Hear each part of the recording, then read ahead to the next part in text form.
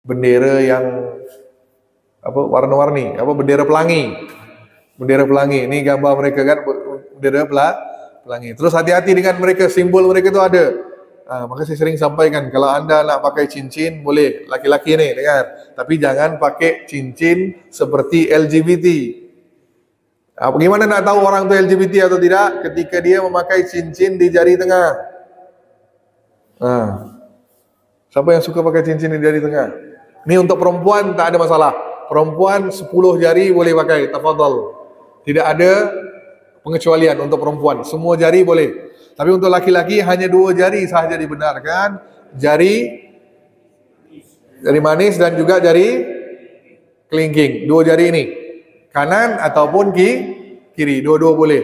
Yang tidak diperbolehkan Nabi, kata Sayyidina Ali, jari telunjuk ataupun jari tengah.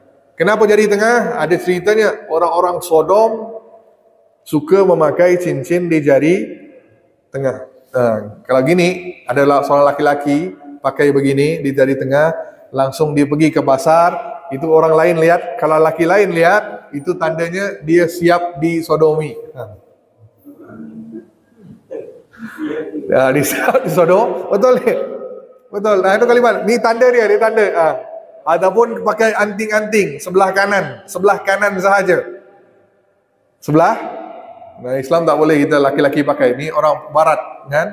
Makanya jangan kita terikut-ikut tren. Konon nak ikut apa?